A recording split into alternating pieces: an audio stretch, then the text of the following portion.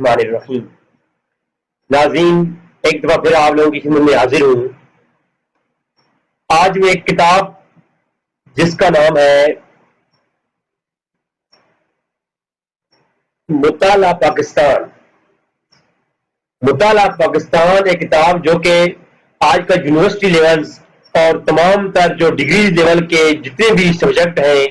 ان میں جو اسٹڈی پاکستان کے حوالے سے جتنے بھی سبجیکٹ آ رہے ہیں، مطالعہ پاکستان کے جتنے بھی جو ہے وہ سبجیکٹ آ رہے ہیں، ان کے اندر اتنی بڑی ناانصافی میں نے دیکھی تو میں نے سوچا کہ آپ لوگوں کی بھی گوش گزار کر دوں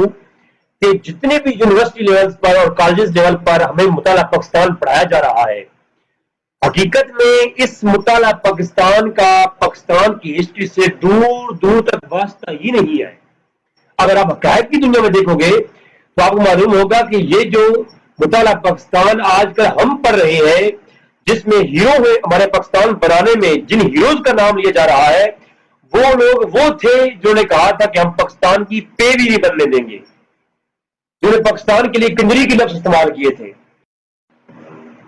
تو ناظرین، جن لوگوں نے پاکستان کے لیے کنجری کے لفظ استعمال کیے اور کہا کہ پاکستان کی ہم پے بھی نہیں بننے دیں گے، ان لوگوں نے اس کتاب کے اندر اب دیکھیں کیا ظلم کیا گیا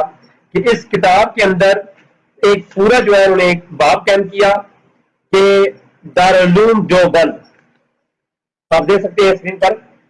اس باب کے اندر لکھا کہ پاکستان بنانے میں دارالعلوم دیوبند کا اہم کردار ہے۔ کہ پاکستان بنایا کس نے؟ دارالعلوم دیوبند انہوں نے بنایا، اور حسین احمد مدنی کی جو ہے اس میں خدمات لکھی ہیں۔ حالانکہ حسین احمد مدنی کے متعلق میں آپ کو دکھاؤں گا مکالمات و صدرین، یہ لکھنے والا کون ہے؟ شبیر احمد عثمانی، یہی دارالعلوم دیوبند کے علماء کا جو ہے نا ساتھی تھا۔ تو اس نے مکالمات و صدرین کے اندر کیا لکھا، اب دیکھیں ذرا مکالمات و صدرین، اس کے اندر پوری تحریک جو پاکستان بنانے میں تحریک تھی، ہم کو کہیں ذکر نہیں ملتا دور دور تک،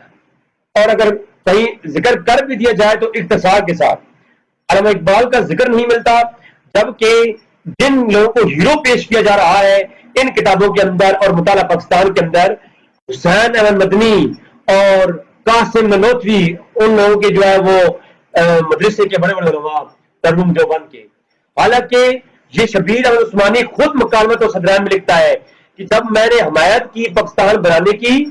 میں نے حمایت کی تو دارالعلوم دیوبند والوں نے مجھے گندے انڈے اور ٹماٹر مارے،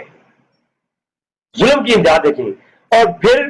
یہ قائد اعظم کو میں یہ بھی واضح کہہ دوں، یہاں پر مکالمات و صدرین کے اندر یہ بات موجود ہے جو کہ ان کے علماء کا شبیر احمد عثمانی کا لکھا ہوا ہے، تو اس میں یہ بات موجود ہے کہ قائد اعظم کو کافر اعظم کہا تھا کس نے؟ حسین احمد مدنی نے۔ یہ مکالمات و صدرین کے اندر یہ بات موجود ہے کہ قائد اعظم کو کافر اعظم کس نے کہا تھا؟ حسین احمد مدنی نے کہا تھا، جن کو کہا گیا جی یہ ہیرو ہے جنہوں نے پاکستان بنایا ہے، یہ پاکستان، انہوں نے کہا تھا ہم پاکستان کی پے بھی نہیں بننے دیں گے، بلکہ اشرف علی تھانوی کو تو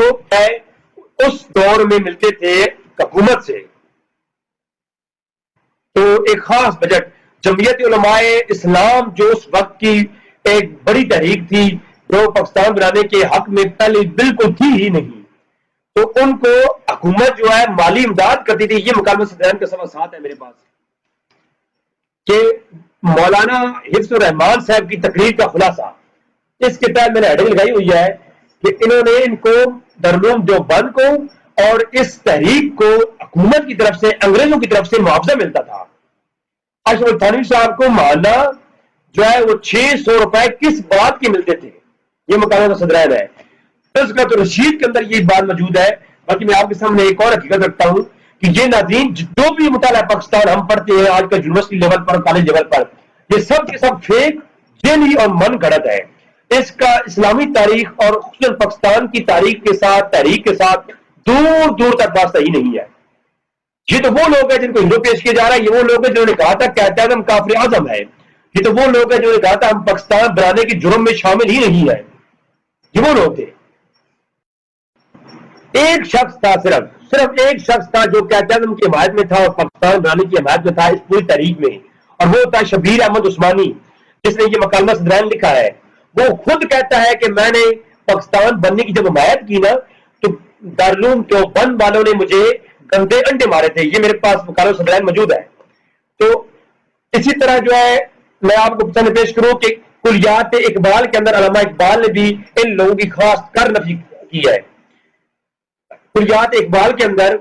بالکل آخر میں آپ جائیں گے, سب سے آخر میں ایک پوری نظم ہے حسین احمد کے نام سے, اس کے اندر تو کلیات اقبال کے آخر میں جا کر دیکھیں تو ایک حسین احمد کے نام سے پوری جو ہے نا ایک نظم موجود ہے, جس میں اقبال نے حسین احمد مدنی کو مخاطب کرے کیا کہا. کہتے ہیں اجمن ہنوز ندانت رموز جیورنا سد دیوبند حسین احمد اینچا ابو الاجدی است سرود بر سر منبر کی ملت از وطن است, ملت از وطن است کہ بے خبر از مقام محمد عربی است. ہمارا یہ حسین احمدی جو ممبروں پہ جو ہے نا باتیں کرتا ہے نا بڑی بڑی, اسے کیا پتا کہ اسے خبر ہی نہیں ہے کہ محمد رسول وسلم کا مقام کیا ہے. یہ شعر جو علامہ اقبال نے حسین مدنی کے خلاف لکھے تو اس کو مٹانے کے لیے جناب والا کیا کوشش کی گئی. روزنامہ جنگ 1990 جاوید اقبال جو اقبال کا بیٹا تھا اس کو 40 لاکھ کی آفر کی گئی کہ اس کو جناب والا شعر کو نکال دو,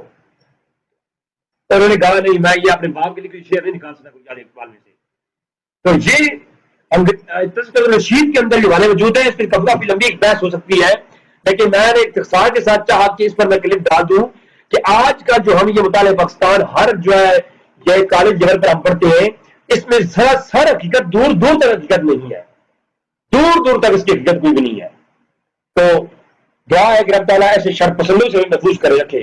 اور جو یہ لوگ لبادہ اڑے ہوئے پاکستان کے دشمن ہیں اللہ ان سے محفوظ رکھے. وما علینا الا البلاغ المبین.